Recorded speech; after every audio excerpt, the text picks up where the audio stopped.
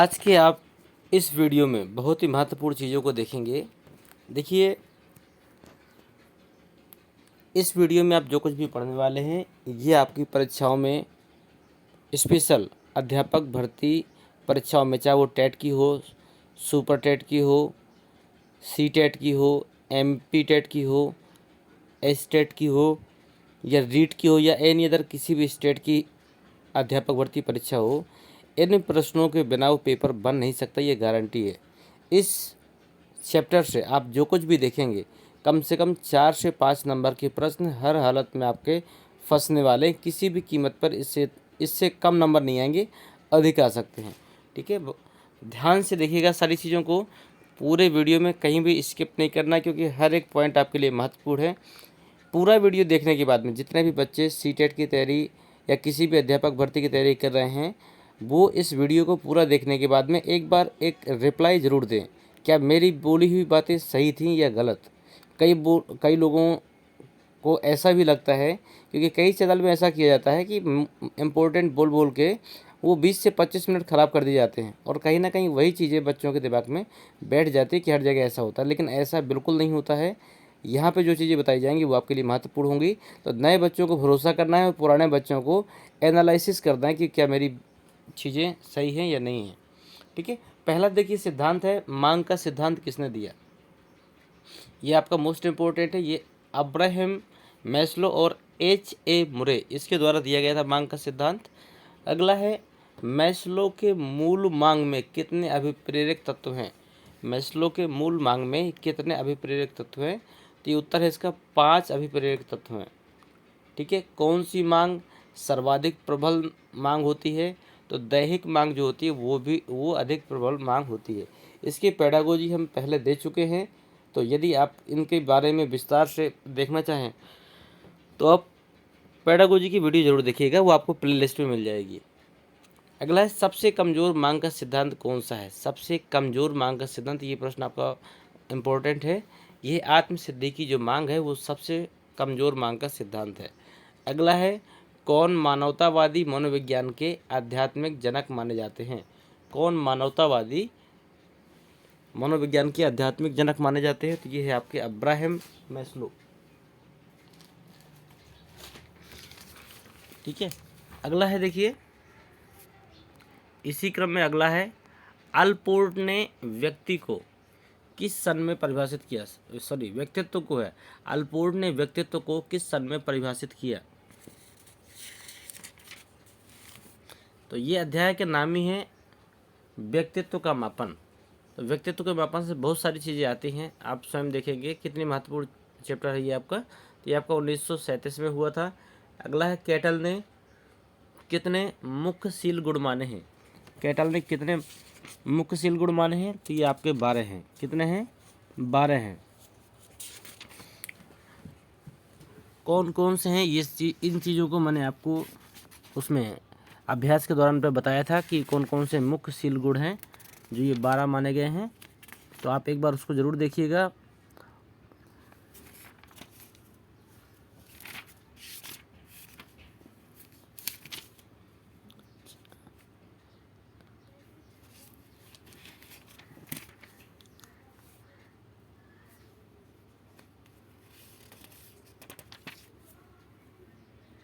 एक बार मैं बता भी देता हूँ शील गुण कौन कौन सी हैं।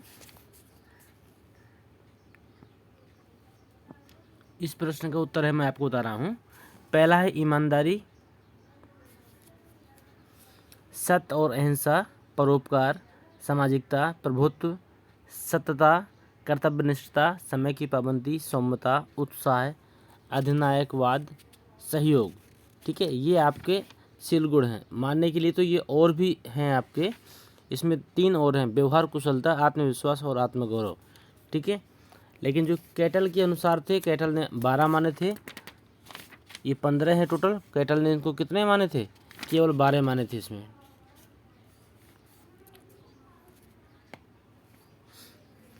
अगला प्रश्न है, व्यक्तित्व समन्वित गुणों का विकास है। ये बात किसने बोली? ये बात गिलफोर्ड के द्वारा बोली गई थी। व्यक्तित्व समन्वित गुणों का विकास है, ये बात गिलफोर्ड के द्वारा बोली गई थी। अगला है, फ्रायड ने कुल कितने तत्वों को महत्व दिया है? तो फ्राइड ने मात्र 2 तत्वों को महत्व दिया है। ठीक है, फ्राइड ने कितने तत्वों को महत्व दिया है? 2 तत्वों को। और ये 2 तत्व कौन कौन से हैं? एक है आपकी अचेतना अचेतना और दूसरा है इदम अहम या अत्यहम भी इसे कहते हैं। ठीक है, तो एक है आपकी अचेतना, ठीक है, अचेतना, और दूसरा है आपका इयम या अहम।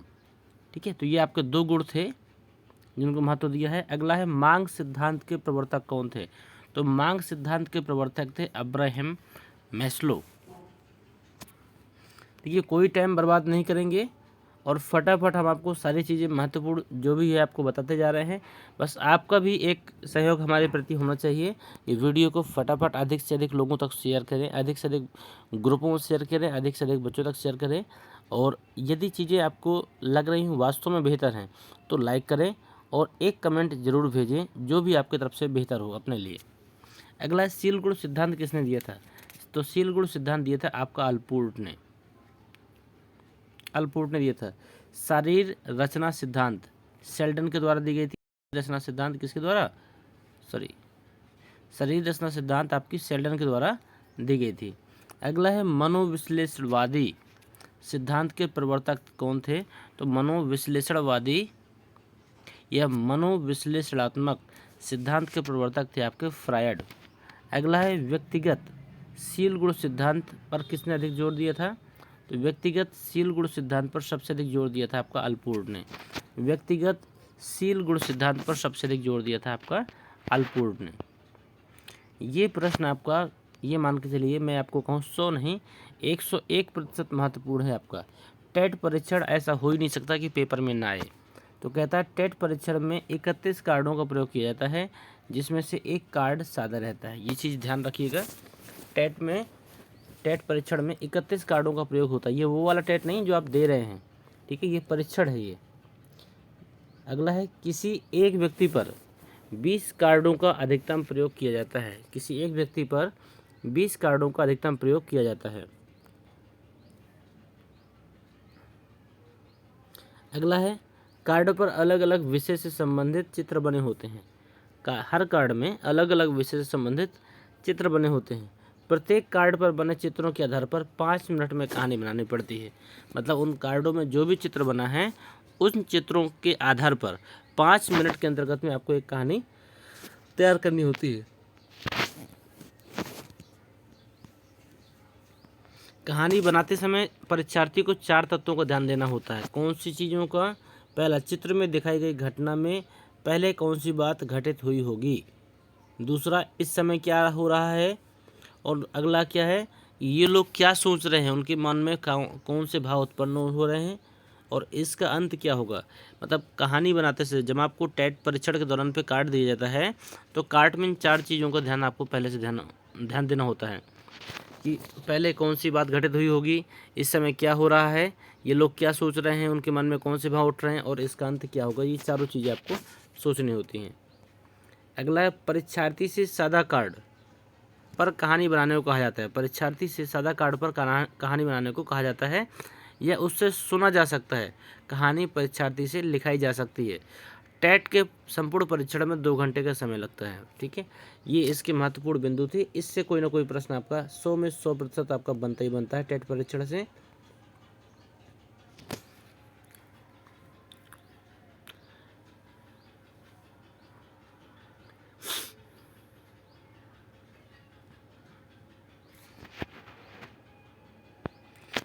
कुछ पॉइंट ये हैं आपके।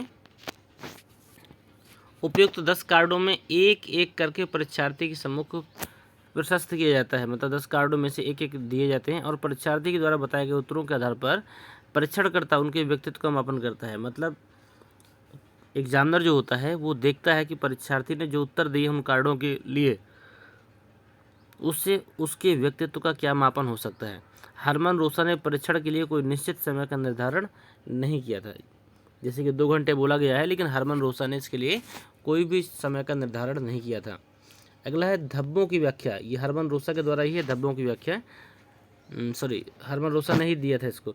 धब्बों की व्याख्या करे परीक्षार्थी अपने व्यक्तित्व का संपूर्ण चित्र प्रस्तुत कर देता है। धब्बों की व्याख्या करके परीक्षार्थी अपने व्यक्तित्व का संपूर्ण चित्र प्रस्तुत कर देता है। ये बात बोली थी किसने? ये बात बोली थी आपकी क्रो एंड क्रो ने। ये हरमन रोसा का जो परीक्षण है उसे हम धब्बों का परीक्षण भी कहते हैं। अगला देखिए, हम लोग प्रश्नों में आ जाते हैं। अब यहाँ तक जो थी वो थी आपके अध्याय से संबंधित कुछ महत्वपूर्ण चीज़ें जो आपकी पूछी जा सकती हैं परीक्षा में, ठीक है, और महत्वपूर्ण भी थी क्योंकि आपका इन प्रश्नों से बहुत सी चीज़ें मैच करेंगी और अगर आपको पता है तो आप बता भी सकते हैं तुरंत। जैसे कि अभी अभी आपने कुछ देर पहले देखा कि टेट परीक्षण में कार्ड कितने होते हैं, तो आपको पता चल गया कार्ड होते हैं 31। तो उत्तर नंबर आपका पहले का ए सही हो गया। अगला है दूसरा में है रोसा मसी परीक्षण में कितने कार्डों का प्रयोग होता है? रोसा मसी। तो हरमन रोसा ने 10 कार्ड दिए हैं, ये भी आपने पढ़ा है, 31 नहीं है यहाँ पे। टेट परीक्षण में 31 होते हैं, लेकिन रोसा ने 10 कार्ड दिए और उनसे एक एक करके उसकी व्याख्या सुनी, ये आपने देखा था। अगला, हरमन रोसा कहाँ के वैज्ञानिक थे? हरमन रोसा कहाँ के वैज्ञानिक थे? तो हरमन रोसा आपके स्विट्जरलैंड के वैज्ञानिक थे। अगला है, भारत में वाक्य पूर्ति परीक्षण की खोज किसने की थी? भारत में वाक्य पूर्ति परीक्षण की खोज किसने की थी? ये की थी आपके विश्वनाथ मुखर्जी ने। 4 का आपका ए नंबर सही हो जाता है। भारत में वाक्य पूर्ति परीक्षण की खोज किसने की थी? विश्वनाथ मुखर्जी ने। अगला, मांग सिद्धांत के प्रवर्तक कौन थे? 5वां है आपका, मांग सिद्धांत के प्रवर्तक कौन थे? तो आपके मांग सिद्धांत के जो प्रवर्तक थे बताइए, मैस्लो थे, रास थे, अल्पोर्ट थे या फिर इनमें से कोई नहीं थे? तो हम आपको बता दें, मांग सिद्धांत के जो प्रवर्तक थे वो थे आपके मैस्लो। तो विकल्प नंबर आपका ए सही हो जाता है। अगला है, सील गुण सिद्धांत के प्रवर्तक कौन थे? 6वां है आपका, सील गुण सिद्धांत के प्रवर्तक कौन थे? तो मैस्लो थे, रास थे, अल्पोर्ट थे या फिर इनमें से कोई नहीं था? तो ये थे आपके अल्पोर्ट। तो विकल्प नंबर 6 आपका सही हो जाता है। अगला, शरीर रचना सिद्धांत के प्रवर्तक कौन थे? 7वां है आपका, शरीर रचना सिद्धांत के प्रवर्तक कौन थे? मैस्लो थे, शेल्डन थे, अल्पोर्ट थे या फिर इनमें से कोई नहीं था? 7वां नंबर है, आप उत्तर दीजिए। 7 हो जाएगा आपका बी नंबर, शेल्डन थे शरीर रचना सिद्धांत के प्रवर्तक। अल्पोर्ट ने व्यक्तित्व की परिभाषा दी। अल्पोर्ट ने व्यक्तित्व की परिभाषा कब दी? सन 1938 में, सन 1937 में, सन 1985 में या फिर 1908 में? बताइए फटाफट। देखिए, हर प्रश्न को उत्तर जरूर दिया करिए, आपसे बने या ना बने, सही बने या गलत बने, लेकिन विकल्पों को उत्तर देने से कहीं ना कहीं हमें अपने आप का मूल्यांकन हो जाता है कि वास्तव में हमारी क्या तैयारी है, कितने सही निकले, कितने गलत निकले। और अक्सर आपने देखा होगा, जो चीज़ें आप एक बार गलत कर देते हैं वो जीवन में कभी भी गलत नहीं होती है। तो यदि आप गलत उत्तर देंगे तो भी चलेगा, लेकिन जो आपके गलत होंगे वो आपको सबसे पहले याद होंगे, ये भी ध्यान दीजिएगा।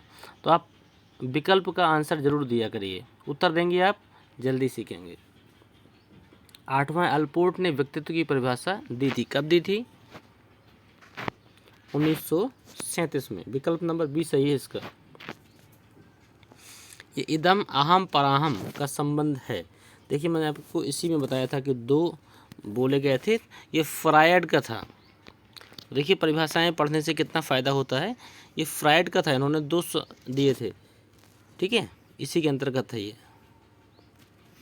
अगला 10वां नंबर, मांग के सिद्धांत में कितने तत्व होते हैं? मांग के सिद्धांत में 4, 5, 6 या 7 कितने तत्व होते हैं?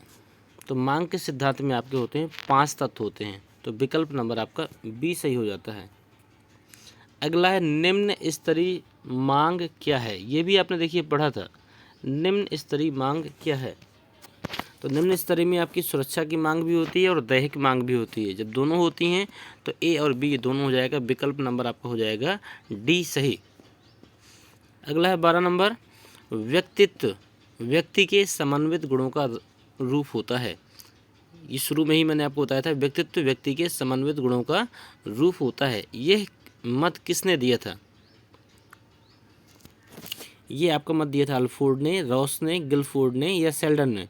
तो ये व्यक्तित्व व्यक्ति के समन्वित गुणों का रूप होता है, ये बात कही थी आपकी गिलफोर्ड ने बोली थी। अगला है वाक्य पूर्ति परीक्षण की खोज हुई थी। वाक्य पूर्ति परीक्षण की खोज हुई थी, कब हुई थी? 1930 में, 40 में, 32 में या 31 में? 13वें नंबर का उत्तर बताइए। तो ये आपकी हुई थी 1940 में। वाक्य पूर्ति परीक्षण की खोज कब हुई थी? 1940 में। अगला है वाक्य पूर्ति परीक्षण के जनक कौन थे? वाक्य पूर्ति परीक्षण के जनक कौन थे? तो वाक्य पूर्ति परीक्षण के जनक रोहड़े थे, रास थे, थॉर्नडाइक थे या सेल्डन थे? 14 का आंसर दीजिए फटाफट। तो वाक्य पूर्ति परीक्षण के जनक थे आपके रोहड़े। तो 14 का विकल्प नंबर ए सही हो जाता है। 15 देखिए, कहते हैं समाज मिति विधि के जनक थे। समाज मिति विधि के जनक थे कौन थे? मोरनी, सेल्डन, रॉस या अल्पोर्ट? तो आपके समाज विधि के जो जनक थे वो थे मोरनी। तो विकल्प नंबर आपका ए सही हो जाता है। प्रश्न नंबर 16, समाज मिति विधि की खोज किस सन में हुई थी? समाज मिति विधि की खोज किस सन में हुई थी? तो ये आपका 16वां प्रश्न है, समाज मिति विधि की खोज किस सन में हुई थी? तो ये आपका हुआ था 1934 में। तो विकल्प नंबर 20 का सही हो जाता है। ठीक है। प्रश्न नंबर 17 देखते हैं, व्यक्तित्व मापन की कितनी विधियां हैं? व्यक्तित्व मापन की कितनी विधियां हैं? तो व्यक्तित्व मापन की देखिए विधियां हैं आपकी 3।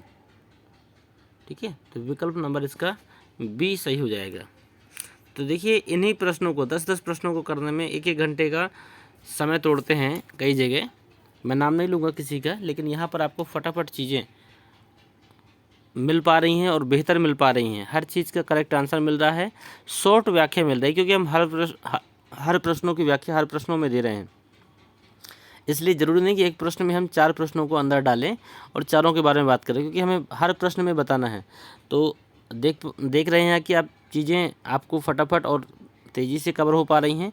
कम समय में हम अधिक से अधिक आपका सिलेबस करवा पाएँ, ये हमारी एक नैतिक जिम्मेदारी है।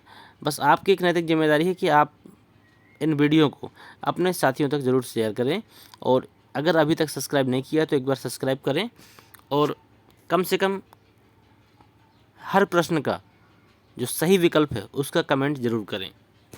अगला प्रक्षेपी विधि के कितने अंग है? प्रक्षेपी विधि की 18 नंबर है।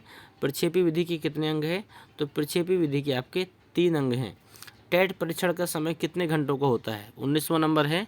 टेट परीक्षण का समय आपने अभी पढ़ा था कुछ देर पहले। टेट परीक्षण में 2 घंटों का समय बच्चों को दिया जाता है। ठीक है। अगला, गैरेट ने साक्षात्कार विधि को कितने भागों में बांटा है? गैरेट ने साक्षात्कार विधि को कितने भागों में बांटा है? तो गैरेट ने साक्षात्कार विधि को 2 भागों में बांटा है। अगला है, व्यक्तिगत शील गुण सिद्धांत पर किस मनोवैज्ञानिक ने जोर दिया है? रास ने दिया है, सेल्डन ने, अल्पोर्ट ने, या फिर इनमें से कोई नहीं? तो व्यक्तिगत शील गुण सिद्धांत जब भी आ जाए आपको अल्पोर्ट ही लगाना है। शील गुण सिद्धांत के यही थे आपके, अल्पोर्ट। अगला है, अचेतन तत्वों पर किसने अधिक जोर दिया है? अचेतन तत्वों पर किसने अधिक जोर दिया है? तो हमने आपको बताया था कि फ्राइड ने 2 सिद्धांत दिए थे। एक, ठीक है, एक में ईएम अहम था और एक में आपका अचेतन वाला था। तो फ्राइड ही इसका सही आंसर होगा आपका। अगला, अहम का संबंध किससे है? अहम का संबंध किससे है? तो यथार्थ जगत से आपका अहम का संबंध है। तो इसमें विकल्प नंबर ए आपका सही हो जाता है।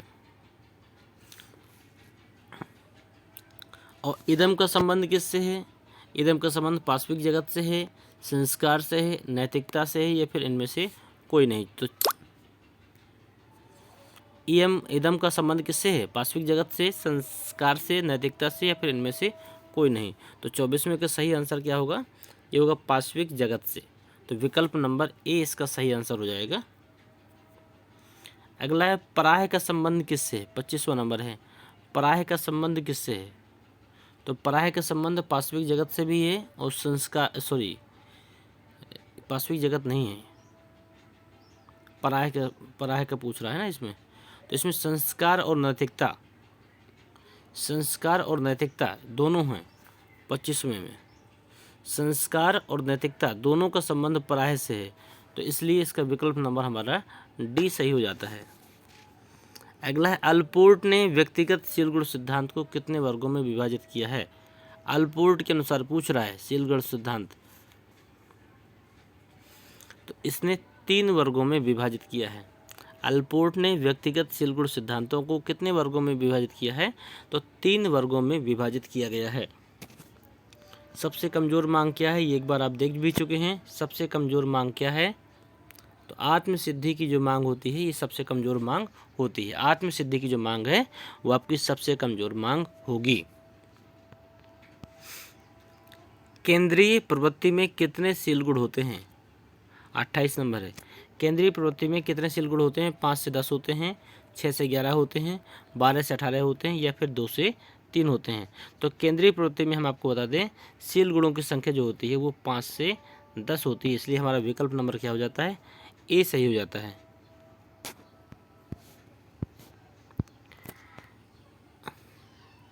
अगला है आपका सत्य और अहिंसा कौन सा सील गुण सिद्धांत है, 29 नंबर है। सत्य और अहिंसा कौन सा सील गुण सिद्धांत है, तो सत्य और अहिंसा प्रमुख है, केंद्रीय है, ये गौड़ है, या फिर इनमें से कोई नहीं है। बताइए आप, सत्य और अहिंसा कौन सा सील गुण सिद्धांत है, तो सत्य और अहिंसा जो है वो प्रमुख सील गुण सिद्धांत है। कैसा है, प्रमुख सील गुण सिद्धांत, इसलिए विकल्प नंबर ए इसका बिल्कुल राइट आंसर हो जाता है। और सबसे लास्ट प्रश्न है आपका इस टॉपिक से, टेट परीक्षण की खोज कहाँ हुई थी, टेट परीक्षण की खोज कहाँ हुई थी, तो टेट परीक्षण की खोज हम आपको बता दें अमेरिका में हुई थी। तो सभी छात्र जितने भी हमारे भावी अध्यापक हैं या अध्यापक बंधु पहले से हैं, ठीक है, वो जितने भी लोग इस वीडियो को देख रहे हैं कृपया अपना फीडबैक ज़रूर बताएं, आपको इसमें जो भी व्याख्या थी वो कितनी महत्वपूर्ण लगी, और दिए गए प्रश्नों में कितने प्रश्न ऐसे थे जिनकी व्याख्या आपने की और बिल्कुल सही थी, कितने का आंसर अभी भी गलत था, या फिर आपका स्कोर कैसा रहा। आप अपने तरफ से कमेंट बॉक्स में ज़रूर इन चीज़ों को बताएं, ये आपके लिए भी बेहतर होगा और हमें भी ये जानकर खुशी होगी कि आपने कितने रुचिपूर्वक ढंग से इस वीडियो को पूरे तरीके से देखा। तो अध्याय था व्यक्तित्व का मापन जो इस समाप्त हुआ। अगला हमारा जो चैप्टर होगा सृजनात्मकता, क्रिएटिविटी, इसको हम अगले वीडियो में देखेंगे। तो फटाफट सभी व्यक्ति प्ले लिस्ट में जाकर ज़रूर देख लें, हर वीडियो की पूरी जानकारी आपको मिल जाएगी और पूरा कंप्लीट सिलेबस आपको प्ले लिस्ट में मिल जाएगा। तो एक एक वीडियो देखने से ठीक है, अगर आपने सब्सक्राइब कर दिया तो नोटिफिकेशन आपको जाता रहेगा, लेकिन प्ले लिस्ट को यदि आप अपने फ़ोन में शेयर करते हैं या फिर अपने सभी दोस्तों को शेयर करते हैं तो प्ले लिस्ट से व्यक्ति संपूर्ण तैयारी कर सकता है किसी भी एक सब्जेक्ट की। धन्यवाद, मिलते हैं आपसे अगले वीडियो में नए टॉपिक के साथ।